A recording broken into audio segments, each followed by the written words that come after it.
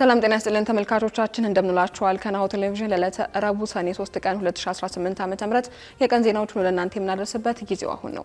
ከዜናዎቹ ጋር ሀብታም አያሌው ነኝ። አብራችሁን ቆዩ።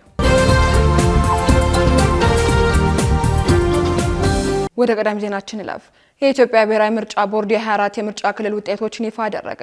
ቦርዱ ሰኔ 2 ቀን 2018 ዓ.ም ይፋ ባደረጋቸው ውጤቶች ብልጽግና ፓርቲ በኦሮሚያ ክልልና በጋምቤላ ክልል ለሕዝብ ተወካዮችና ለክልል ምክር ቤት ያቀረባቸው ሁሉም እጩዎች ወንበሩን አግኝተዋል ተብሏል። በአማራ ክልል በጎንደር ዙሪያ 4 ምርጫ ክልል የአማራ ብሔራዊ ንቅናቄ እጩ የሆኑት አቶ ጣይር መሐመድ ለሕዝብ ተወካዮች ምክር ቤት ፓርቲያቸውን ወክለው ወንበር ሲያገኙ፣ በቀሪዎቹ ለሕዝብ ተወካዮችና ለክልል ምክር ቤት ብልጽግና ፓርቲ ያቀረባቸው እጩዎች ወንበሩን ማግኘታቸው ተገልጿል። አቶ ጣይር በተወዳደሩበት ብልጽግና ፓርቲ እጩ አላቀረበም ተብሏል። በቤኒሻንጉል ጉሙዝ ክልል ከቤኒሻንጉል ህዝብ ነጻነት ንቅናቄን ወክለው ለክልል ምክር ቤት የተወዳደሩት ሐሲን አርባብ ሐሚስ አንድ መቀመጫ ሲያገኙ፣ ብልጽግና ፓርቲ በምርጫ ክልሉ ለክልል ምክር ቤት ያቀረባቸው 8 እጩዎች መቀመጫ አግኝተዋል ነው የተባለው። የቦርዱ ሰብሳቢ ወይዘሮ ሜላትወርቅ ኃይሉ ትላንት ማምሻውን ውጤታቸውን ይፋ ያተደረጉ የምርጫ ክልሎች አንድ ፓርቲ ብቻ የተወዳደረባቸውና በድምጽ ቆጠራው ማሸናፊ በሆኑበትና ከታች ባሉት መካከል ያለውን የድምጽ ልዩነት በሺዎች ልዩነት ያላቸው መሆናቸውን አስረድተዋል። በሌላ በኩል ሰብሳቢዋ ምርጫ ከተካሄደባቸው 1138 የምርጫ ክልሎች ውስጥም 816 የሚሆኑት የማዳመር ስራቸው አጠናቀው ወደ ማዕከላዊ ውጤታቸውን መላካቸውን አስታውሰዋል። ቦርዱ ይፋ የተደረጉትን ውጤቶችን በዌብሳይቱ ላይ እንደሚለጥፍ ገልጸዋል። ዶክተር ደብረጽዮን ገብረ ሚካኤል የትግራይ ተዋጊ ኃይል ዋና አዛዥ ሆነው ተሾሙ። ጊዜያዊ መንግስቱን በማፍረስ የራሱን አስተዳደር የገነባው የህወሓት ቡድን በትላንትናው ዕለት በክልሉ የሚተገበር አፋኝ ረቂቅ አዋጅ ማጽደቁን መዘገባችን ይታወሳል። እንደ ሻዕቢያ ሁሉ ወታደራዊ ግዳጅ ግዴታን የሚያደርገውን ይህ አዋጅ ታዲያ አንድ ልብ ያልተባለለት ስልጣንን ለደብረጽዮን ገብረ ሚካኤል ሰጥቷል። በዚህ አዋጅ ላይም የክልሉ ፕሬዝዳንት የክልሉ ተዋጊ ኃይሎችን የበላይ አዛዥ እንዲሆኑ ደንግጓል። በዚህ መሰረት አዋጁ ደብረጽዮንን ከፕሬዝዳንትነታቸው ባለፈ የክልሉ ተዋጊ ኃይል የበላይ አዛዥ አድርጎ ሾሟቸዋል። በትግራይ ክልል ዳግም እያንዣበበ ካለው የጦርነት ስጋትና ከመቀሌ ውጪ ካለው አስገዳጅ ወታደራዊ ምልመላ ለመሸሽ በርካታ ወጣቶችም ክልሉን ለቀው ወደ አዲስ አበባና መሀል ሀገር እየገቡ መሆናቸውንም የሀገር ውስጥ መገናኛ ብዙሃን ዘግበዋል።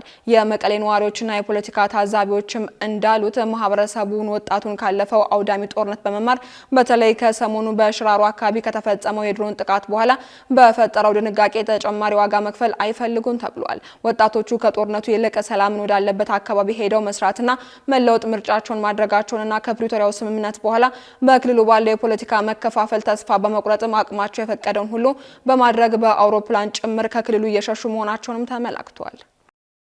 የኢትዮጵያ ኤሌክትሪክ አገልግሎት ለመጪው ክረምት የኃይል መቆራረጥን ለመቀነስ የቅድመ መከላከል ስራዎችን እያከናወነ መሆኑን ገለጸ።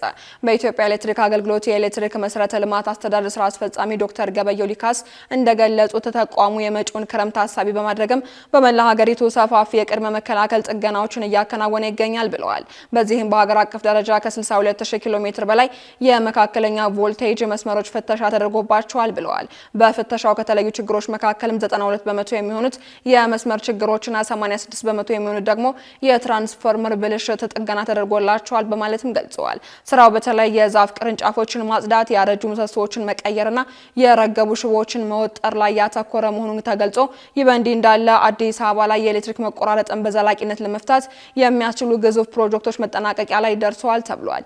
በአዲስ አበባና በዙሪያዋ ያሉ 50 ኪሎ ሜትር ከተሞችን የሚያካትተው የአትድራፕ ፕሮጀክት አፈጻጸም 97.6 በመቶ ደርሷል ሲሉ በኢትዮጵያ ኤሌክትሪክ አገልግሎት የኤሌክትሪክ መሰረተ ልማት አስተዳደር ስራ አስፈጻሚ ዶክተር ገበየው ሊካስ አስታውቀዋል። ይህ ፕሮጀክት 10 አዳዲስ ሰብ ስቴሽኖችን መገንባት፣ 642 ኪሎ ሜትር መስመርን መልሶ መገንባትን ያካተተ መሆኑንም ተናግረዋል።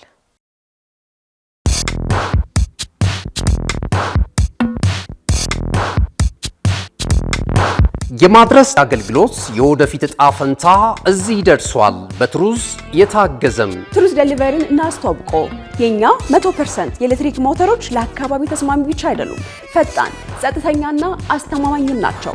ያለምንም ጫጫታ፣ ያለምንም ጭስ የእርስዎ ጥቅል በሰዓቱ ይደርሳል። በቀጥታ ክትትል ላይፍ ትራኪንግ ሁሉንም ነገር ይቆጣጠሩ። ጥቅሎ እስከ ደጃፎ ድረስ ያለውን እንቅስቃሴ በቀጥታ ይመልከቱ። ደህንነት ቅድሚያ የምንሰጠው ጉዳይ ነው። በእኛ የተቀባይ ማረጋገጫ ሪሲቨር ኮንፈርሜሽን ዘዴ ጥቅሎ በትክክለኛው እጅ መግባቱን እናረጋግጣለን። እርስዎ ያረጋግጣሉ፣ እኛም እናስረክባለን። እገዛ ይፈልጋሉ? ቡድናችን ሁልጊዜ በ8194 ዝግጁ ነው። ትሩዝ ዴሊቨሪ ለአካባቢ ተስማሚ፣ ደህንነቱ የተጠበቀና የቀጥታ ክትትል ያለው። ዛሬውኑ በ8194 ይደውሉ።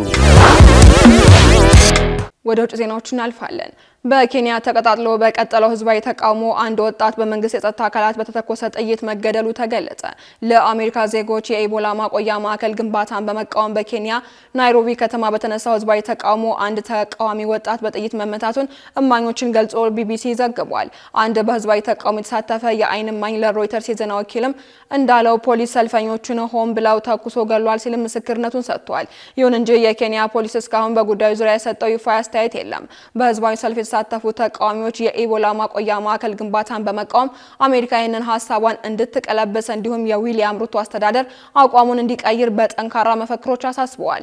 የፈረንሳዩ የዜና ወኪል ኤፍፒኤፍ እንደዘገበው ማክሰኞ ዕለት ከዋና ከተማይቱ ናይሮቢ በስተሰሜን 200 ኪሎ ሜትር ርቀት ላይ በሚገኘው ናንኪዮ ከተማ ውስጥ በተቃዋሚዎችና በጸጥታ አካላት መካከል ግጭት ተቀስቅሷል። ኬንያውያን ያስቆጣው የኢቦላ ተጠቂዎች ማቆያ ማዕከል የታሰበውም 50 አልጋዎችን የያዘ በአሜሪካ የሕክምና ባለሙያዎች ወጪ የሚገነባ ሲሆን በአሁኑ ወቅት በዲሞክራቲክ ሪፐብሊክ ኮንጎ በተከሰተው የኢቦላ ወረርሽኝ የተጠቁ አሜሪካውያንን ለማከም የታሰበ ነው።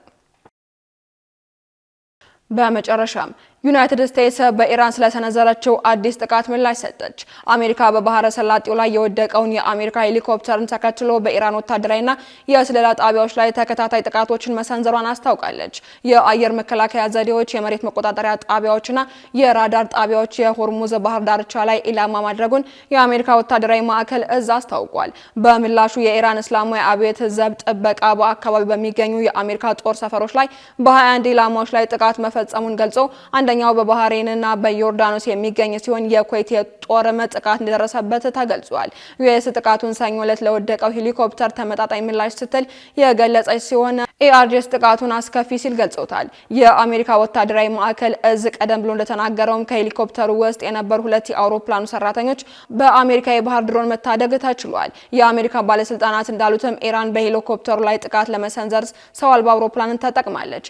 የሜህር የዜና ወኪል እንደዘገበው ኢራን ለወደቀው አውሮፕላኖችም ኃላፊነቱን አልወሰደችም። በምላሹም የአሜሪካ ወታደራዊ ማዕከል እዝ የዩኤስ ተዋጊ ጀቶች የኢራንን አየር መከላከያ፣ የመሬት መቆጣጠሪያ ጣቢያዎችና በሆርሙዝ ባህር ዳርቻ የክትትል ራዳር ጣቢያዎችን ሙሉ በሙሉ ተመትተዋል። የኢራኑ የውጭ ጉዳይ ሚኒስትር በበኩላቸው ዩኤስ ጥቃት በቴሌኮሙኒኬሽን ማማና በ2 የውሃ ማጠራቀሚያዎች ላይ ጉዳት አድርሷል ብለዋል። ኢራን የዩኤስ ኢላማ ያደረገችው በጃክስና ሲሪክና በኬሽም ባህረ ሰላጤ ደሴት ላይ ነው ተብሏል። የአሜሪካ ወታደራዊ ማዕከላት እዝ ሰኞ ዕለት የአሜሪካ ሄሊኮፕተር መውደቁን ተከትሎ የተቀሰቀሰውን የአመጽ ማዕበል ይፋ ካደረገ ከ3 ሰዓታት በኋላ ተልዕኮ የተጠናቀቀ ሲል መግለጫ አውጥቷል። ኢራን ምላሽ ለመስጠት መዘጋጀቷን ተከትሎ በባህሬን የአየር ጥቃት መከላከያ ማስጠንቀቂያ መውጣቱ እየተዘገበ ይገኛል።